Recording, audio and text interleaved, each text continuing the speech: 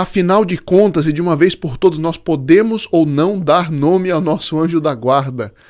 O purgatório está na Bíblia ou não está na Bíblia? Essa e outras perguntas que nós veremos hoje. Muito bom dia, meu nome é Daniel Martins. Seja bem-vindo ao canal dos Santos Anjos.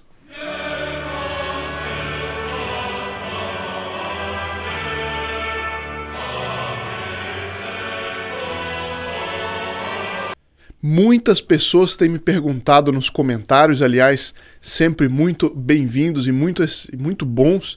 Na maioria eu vou mostrar de uns protestantes que entraram para tumultuar, mas enfim, muita gente está perguntando, afinal, nós podemos ou não dar nomes ao anjo da guarda? Será que não existem 7 arcanjos ao invés de 3? Baraquiel, Uriel, etc. Sim ou não? O que diz a doutrina e a prática católica a esse respeito? Então, para responder isso de uma maneira um pouco mais profunda, eu decidi fazer isso hoje. No vídeo eu fiz mais pesquisas e achei alguns materiais interessantes, até recentes documentos da Santa Sé, do Vaticano, a esse respeito, e nós vamos tratar desse assunto especialmente. E como hoje é dia de sexta-feira, perguntas, respostas, comentários, relatos, dúvidas, então eu vou passar por alguns deles e no final, então, nós tratamos mais profundamente desse assunto. Sobre a história de conversão de Bartolo Longo.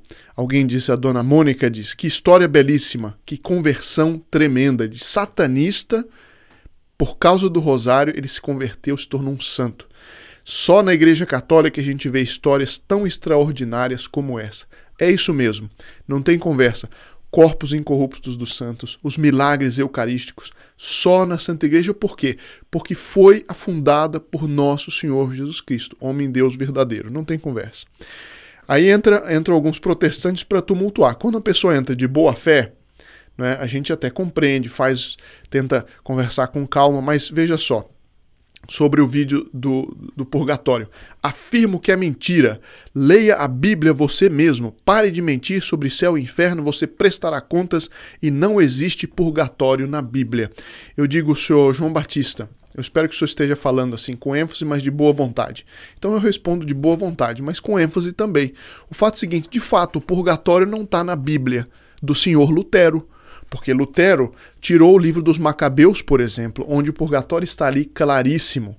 E mesmo em outros livros, mas eu não vou mostrar todos os lugares onde está na Bíblia, porque cada um tem que fazer seu dever de casa. É fácil sair afirmando assim. Então, o senhor me mostre, por favor, me prove que Lutero tinha razão ao tirar 7 livros da Bíblia. Quando o senhor me provar isso, eu lhe provo onde está na Bíblia. Os outros lugares onde está o purgatório na Bíblia. Mas cada um faz o seu dever de casa. Eu já estou dando um argumento, senhor, por favor, me venha, me mostre o porquê, que razão tinha Lutero em tirar justamente os livros da Bíblia que justificavam as heresias dele. Né? Então, quando o senhor tiver a bondade de fazer isso, eu mostrarei as outras partes na Bíblia, que aliás já falei em outros vídeos, mas enfim. Outro protestante diz assim, o senhor fica falando de purgatório, em Jeremias capítulo tal, versículo tal, e construíram os altos de Baal para queimar seus filhos no fogo como holocaustos a Baal, algo que não ordenei nem falei e que nem me subiu ao coração, diz o Senhor. Pergunta, se Deus detestava que queimassem seus filhos no fogo e que não subiu ao coração de Deus fazer isso com ninguém, como pode ele mesmo criar esse lugar de tormento, purgatório, sendo que ele nunca pensou em fazer isso com alguém? Diz o Sr. Vanderlei Skate, é o nome do usuário aqui. Digo, Sr. Vanderlei, é o seguinte, aqui está muito claro a necessidade, por que Deus fundou uma igreja. Porque se a gente sai lendo a Bíblia, tirando suas próprias conclusões a respeito de tudo, a gente fica maluco. Porque, veja só, é claro, Deus não queria que se queimasse os seus filhos em homenagem a Baal. Não queria que fizesse sacrifício humano. Claro, isso é evidente, seja pelo fogo, seja pela espada. Ele não queria esse sacrifício humano.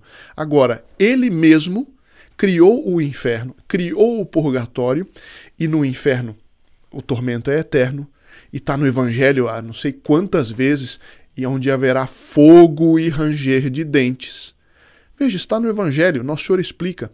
Agora, se a gente não tem o magistério da igreja, criado por nosso Senhor Jesus Cristo através de São Pedro e dos apóstolos, que são os bispos, né, os sucessores dos apóstolos, o Papa sucessor de São Pedro, se não foi isso que nos explica com calma, com serenidade, com lógica, a gente fica maluco. Por isso que não adianta só ler a Bíblia. A gente fala, leia a Bíblia.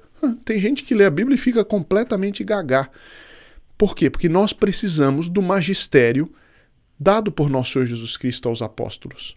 Não é? Assim como, se a gente tem um problema de matemática e de física, a gente vai para o especialista, assim Deus criou uma instituição divina, que é a Santa Igreja, que é o magistério da Igreja, que guarda e explica a revelação divina. Não é? Alguém vai dizer, mas um bispo que errou. Sim, Lutero também era um frade dominicano e errou. Não se trata de um bispo A, B ou C, se trata do magistério e do carisma de infalibilidade dado por Deus à Igreja no seu conjunto. Enfim, esse é um outro assunto que nós podíamos tratar outro dia, mas que o magistério da Igreja, que sempre ensinou a mesma coisa em todos os lugares da mesma forma, é o que guarda o depósito da revelação. Por isso que não adianta simplesmente ler a Bíblia. É isso mesmo, não adianta simplesmente ler a Bíblia. Mas a Bíblia é a palavra de Deus. Quem que disse isso? Foi a Santa Igreja.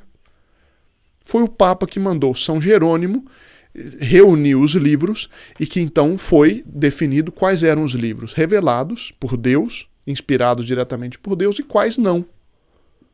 Tem muito livro que é bom, mas não é revelação divina. Então, também tem a bondade de me explicar isso. E como ser católico dá essa tranquilidade de alma, que há um magistério, há uma continuidade no ensinamento do que Jesus Cristo, nosso Senhor, revelou aos apóstolos, juntamente com o Antigo Testamento, etc., mas que tem essa continuidade, que é o que nós chamamos a tradição com T maiúsculo. A tradição apostólica, o magistério da Igreja. Enfim, não é o nosso assunto principal, mas fica aqui um início de resposta e amigavelmente, mas com certa ênfase, eu respondo aos senhores dois. E para terminar a questão junto aos protestantes, o senhor Vinícius Mota, que está sempre ativo nos comentários, muito obrigado, senhor Vinícius, diz o seguinte, falando em Jesus honrar pai e mãe, senhor Daniel, eu faço questão de repetir. O senhor Vinícius Mota é católico, está respondendo a comentários protestantes. Faço questão de repetir aquele argumento irrefutável para os protestantes. Considerando que Jesus, que nos manda honrar pai e mãe, e honrou sua própria mãe a ponto de criá-la imaculada, preservá-la da corrupção do túmulo, coroá-la como rainha e nos dá ela como mãe e maior intercessora, por qual motivo vocês não a honram desse modo também? A Bíblia segue a lei da lógica e da ontologia. É isso mesmo. Bom, vamos adiante. Aqui uma ajuda que eu peço também para vocês, uma ajuda assim simples, que é a seguinte. Dona Rose Maria da Cruz. Boa noite, assisto sempre as lives, mas já comentei anteriormente sobre o som, fica muito baixo, não sei qual é o problema. Eu fiz aqui, graças a essa ajuda aqui no comentário, mexi aqui nas coisas do microfone. Por favor, me digam agora se o som está bom ou não. Digam, por favor, nos comentários, o som está bom, o som não está bom, de acordo com o que vocês disserem. Eu, enfim, procurarei outro microfone, etc. Eu não sou muito bom nessas tecnologias, vou pedir para algum dos nossos voluntários me ajudar nisso. Mas, por favor, me digam, porque o som é importante, mais importante até do que a imagem. Aqui uma senhora que não consigo ver o nome pelo usuário diz o seguinte: depois que o senhor falou no vídeo do Santo Terço, eu comecei a rezar em casa, mas procurando pela internet fiquei confusa. Tem que ser o rosário ou tem que ser o terço? Porque demora muito para rezar o rosário. Eu fico realmente muito contente pelo fato de que, através de um dos vídeos do canal, a senhora tenha começado a rezar o terço. Olha, valeria a pena todo o esforço para que algumas pessoas rezassem o terço todos os dias. Pelo que nós já temos comentado, né, a força do rosário, a ligação a união que ele produz entre quem reza e a Rainha dos Anjos, Nossa Senhora, e portanto isso daqui realmente é um alento muito grande, e eu sempre jogo o agradecimento para todos os que fazem parte do Grupo Apóstolo dos Santos Anjos que fazem esse trabalho possível. E vai aumentando, o número de voluntários vai aumentando, e todo o trabalho de apostolado junto às famílias, todo o trabalho de luta em defesa da família, isso tudo vai sendo apoiado por este apostolado.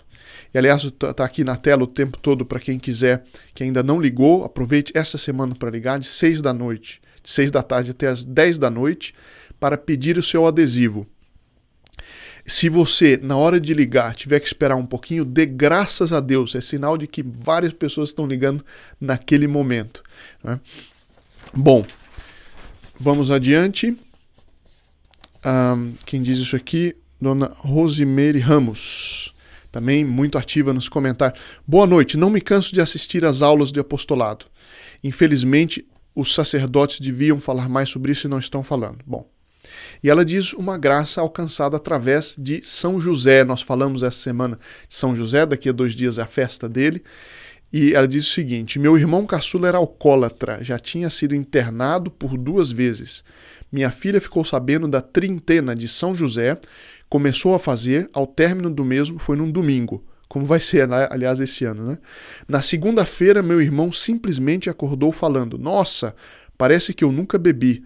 Mal sabia ele que no dia anterior tinha sido o último dia da trintena de São José, justamente para ele não ingerir bebidas alcoólicas. Já faz mais de 2 anos que ele não ingere álcool.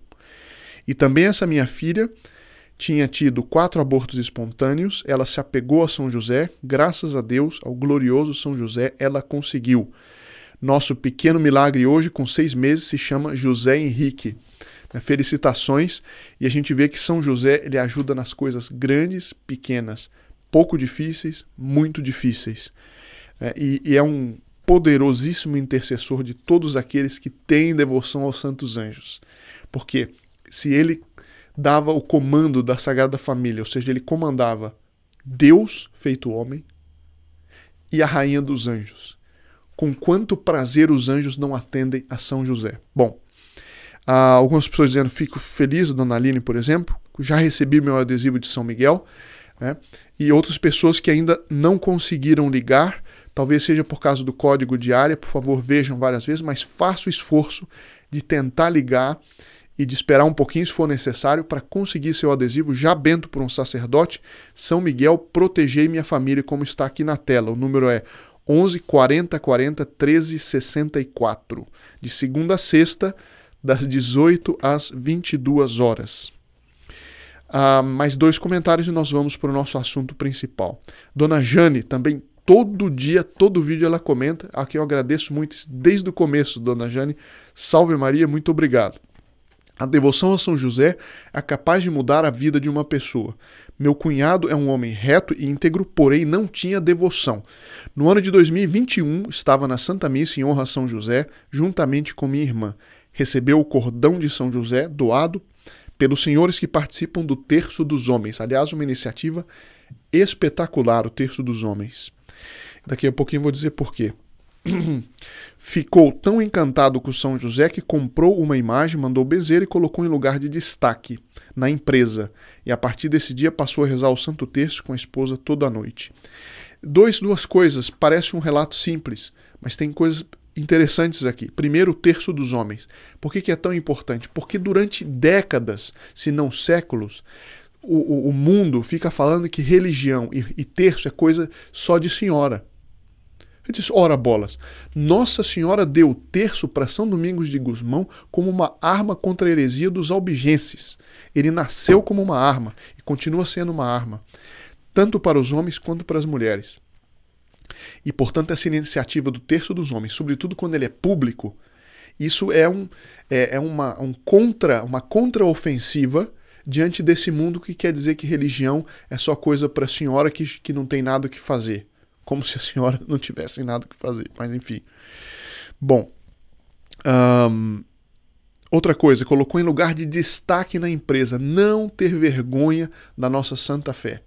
O respeito humano afasta as bênçãos de Deus. Respeito humano é essa expressão que significa não respeitar o ser humano, que é bom, mas é vergonha de ser católico por causa dos homens. Não, é não ter vergonha, porque aquele que confessa Nosso Senhor publicamente, Nosso Senhor prometeu no Evangelho, eu o proclamarei diante de meu Pai que está no céu. Bom,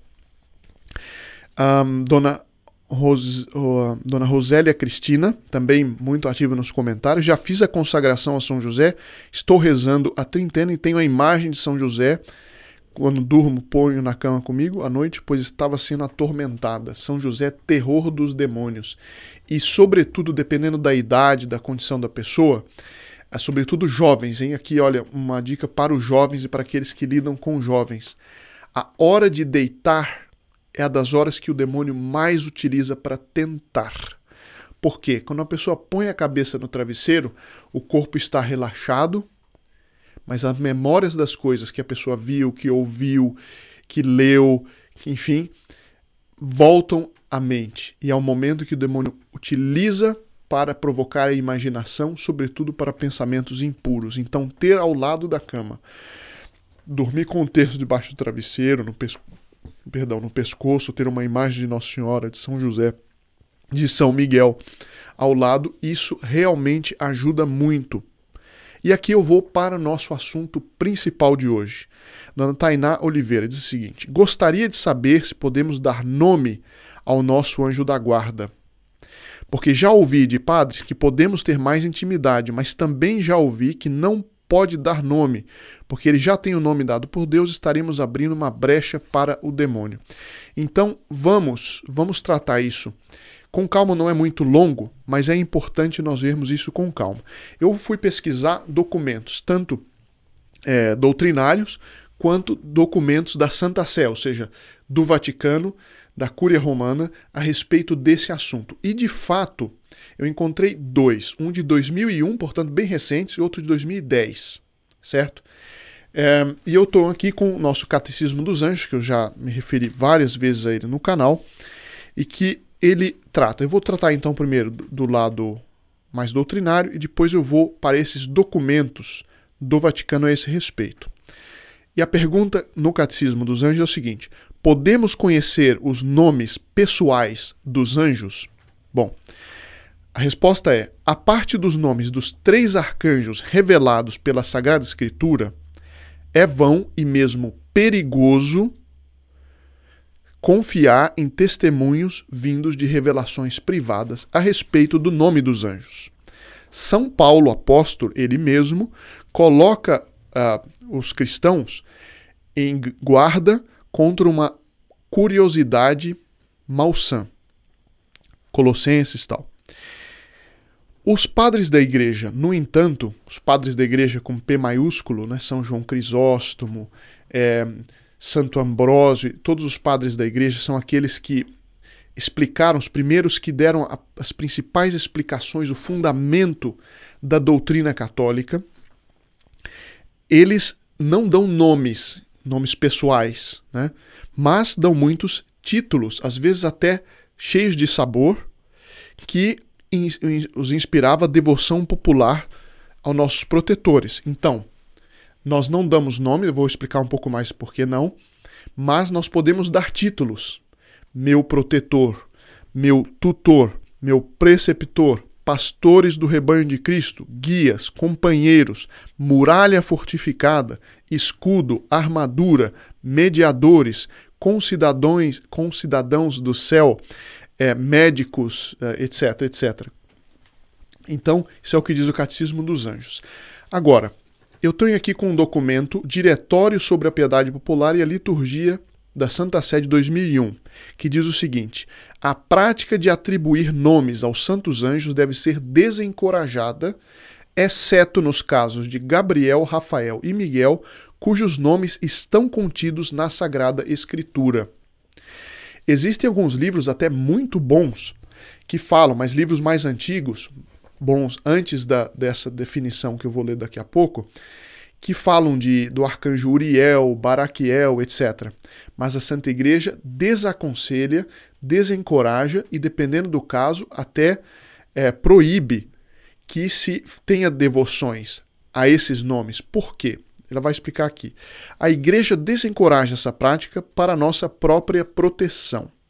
Temos que lembrar, e esse aqui é um artigo do site Good Catholic, diz: temos que lembrar que assim como estamos sempre na companhia dos anjos, também estamos rodeados, muitas vezes, por demônios.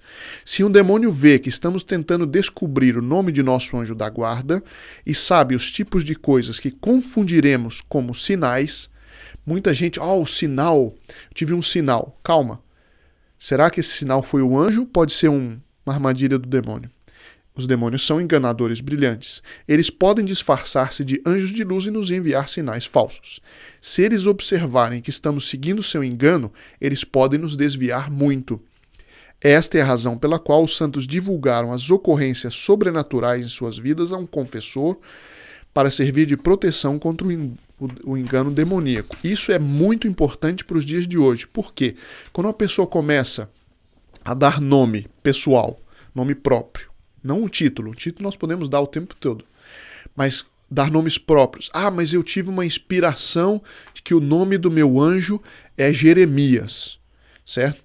Então eu começo, o que acontece? Entra um orgulho refinado por onde eu, certo, recebi uma revelação sobrenatural, eu que sou um colosso, né, sou um Degas, e eu então recebi essa inspiração de que o nome do meu anjo é Jeremias.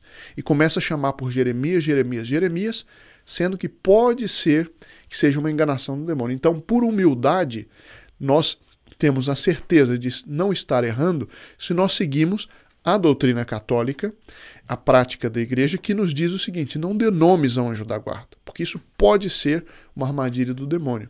Dê títulos. Reze a São Miguel, São Gabriel e São Rafael, cujos nomes estão clarissimamente como arcanjos, como serafins, inclusive, na Sagrada Escritura, e se refira ao seu anjo pelo título dele: meu Senhor, meu anjo da guarda, meu divino protetor, etc.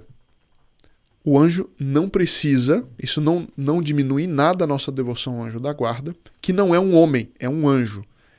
E quando nós começamos a confundir as coisas, pode entrar muito orgulho, e quando entra orgulho, aí nós facilmente somos enganados pelo demônio. Sobretudo hoje, com a internet, então as pessoas veem muita coisa e começam a achar que tá tendo uma revelação, quando na verdade é um sonho normal, ou quando então vê uma nuvem, eu vi São Miguel na nuvem.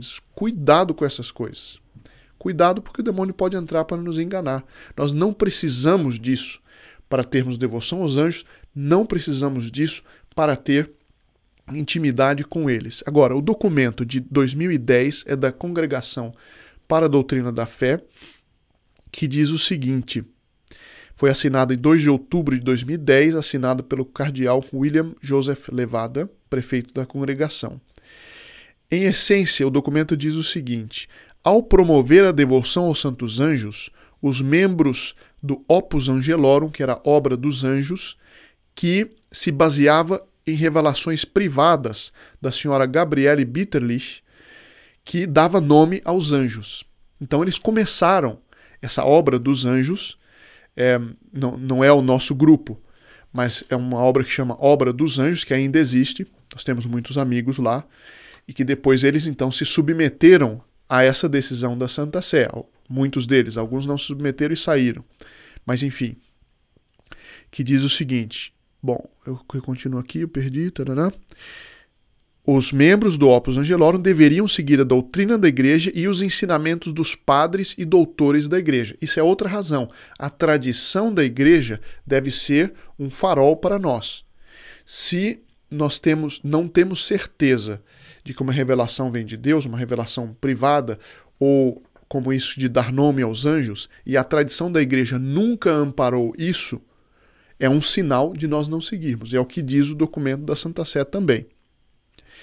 Em particular, os membros não deveriam fazer uso dos nomes dos anjos derivados das supostas revelações privadas atribuídas à senhora Gabriele Bitterlich e não deveriam ensinar, difundir ou fazer uso das teorias originadas por essas supostas revelações.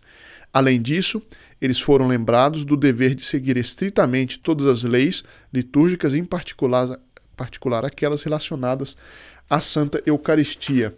Então, a própria Santa Sé já, por assim dizer, fechou o caso de que não se deve dar nomes. Por quê? pela experiência da igreja, pela tradição da igreja, quem começa a dar nomes para os anjos acaba desviando para outras coisas perigosas. Então espero que tenha sido respondido isso. Se tiverem outras dúvidas, na medida em que nós pudermos, nós responderemos.